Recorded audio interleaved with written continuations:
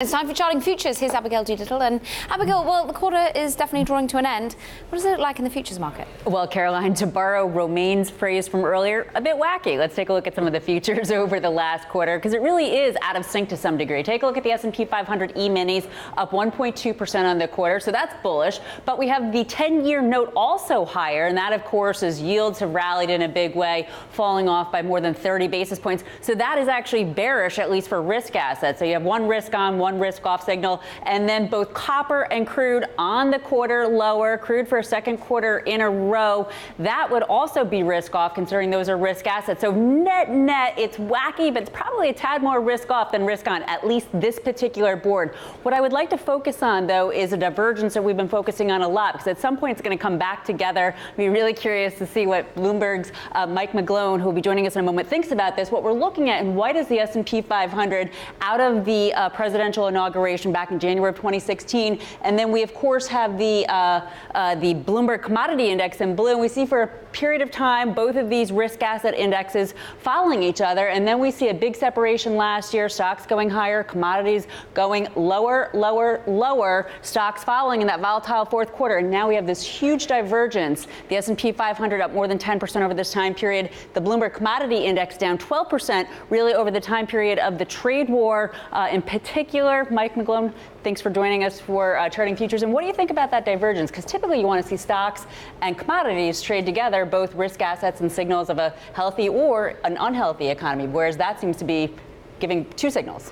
I'm afraid it's going to get worse for commodities, and hopefully the stocks won't follow commodities, but the environment for commodities is not good until we get some kind of definitive trade agreement, and who knows when that's going to happen. And in particular, you do not like crude oil, and you have a great chart here of crude oil to back that up. Well, I hate to not like, but Matt, if you can narrow in over here, we have a trending market that's down. Everything was narrowing in on a wedge here, 60 resistance, 50 support. This is WTI crude. Market pops above and it fails. That's a classic failure I'm really worried about, because all you do is you kind of squeeze out all the negative gamma shorts.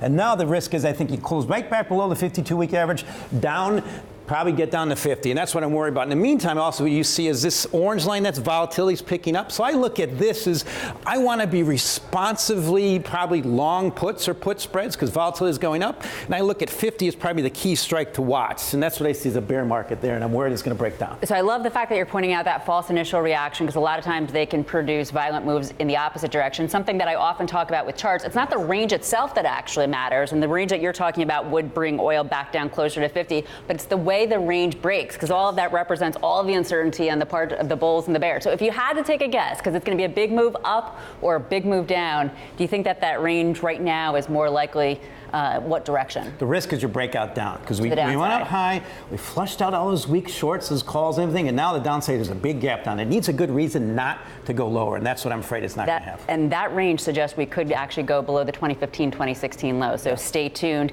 So we, of course, are going to take a look at options, and I'd love to take a look at the options monitor, the OMON function here in the Bloomberg. This shows all of the calls and the puts for crude oil futures, but you are going to simplify it for us. We have a couple great points here on what you would do with your bearish view on Perfect. oil. Simple option strategies. Look where the concentration of open interest is. It's on the 50 put. We don't really show it here, but in December there's 37,000 contracts open interest. You can compare that to like the 50 put. You can compare that to maybe the 53 put. There's only 7,000. So I look at it as an option strategist. I want to be short. Yeah, we have your bullets. Yeah, I want to be short. Well, the market's going down. I want to kind of be, if I'm doing a put strategy, maybe short that 50 put, but buy a put in front of it, maybe a 53 put, because the market's going to try to get there. But if it gets to 50, there's a lot of people willing to probably take profits. Volatility might go lower, but you have that strike in front of it, you're doing better. So that's what I see is volatility is on the rise. Want to be long puts. Market should be going lower, and downside is more vulnerable. So put spreads, and where do you pick the strikes? So.